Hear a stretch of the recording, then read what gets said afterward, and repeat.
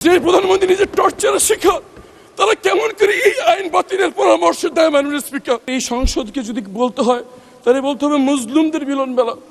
এখানে এমন একজন কেউ পাওয়া যাবে না যে গত ফ্যাসিস্ট আমলে জুলুমের শিকার হয়নি। আমি আজকে এখানে দাঁড়িয়ে আছি একটি অন্ধকার ঘর থেকে ফিরে এসে, যেখানে আমার মতো আরো পিঁপড়ার টিকটিকের সাথে কথা বলতাম। বাইরে বুঝতে পারতেন না বাইরে কি দিন না রাত। মনে হতো জীবন্ত কবর দিয়ে দেওয়া হয়েছে। মনে হতো যে মৃত্যুর থেকে হাজার গুণ ভালো। মনে করতাম যে আজকে রাতে হয়তো হত্যা করা হবে। এভাবে মৃত্যুর প্রহর যখন গুনছিলাম, একদিন রাতে ট্রেনে হিসছে যখন আমাকে সেখান থেকে বের করছে, আমি ধরে নিয়েছি এখন আমাকে হত্যা করা হচ্ছে। আমি সূরা ইয়াসিন পড়া শুরু করলাম যাদের মৃত্যুটা সহজ হয়, কিন্তু পরে জানতে পারলাম কিছু বাচ্চা ছেলে মেয়ে জীবন দিয়ে, চোখ হারিয়ে, পা হারিয়ে ফ্যাসিবাদকে বিতাড়িত করে আমাদেরকে আবার দুনিয়ার আলো দেখার সুযোগ করে দিয়েছে। মাননীয় স্পিকার, এই সংসদকে যদি বলতে হয় তাহলে বলতে হবে মুসলিমদের মিলন মেলা।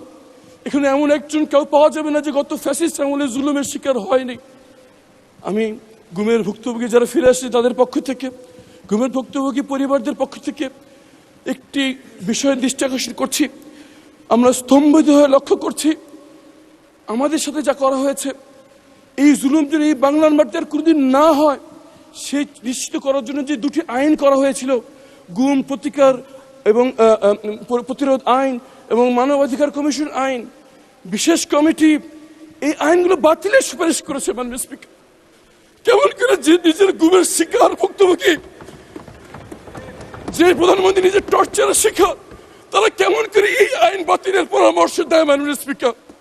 আমরা জানতে চাই কাদের কাদের। ধন্যবাদ মাননীয় স্পিকার, শুধু একটি কথা বলে শেষ করছি।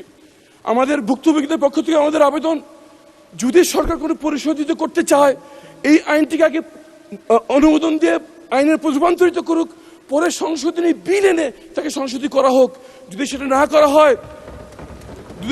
করা হয় 12 তারিখ এই আইনটি বাতিল হয়ে গেলে 13 তারিখ গুমের কোনো সংজ্ঞা থাকবে না। ধন্যবাদ।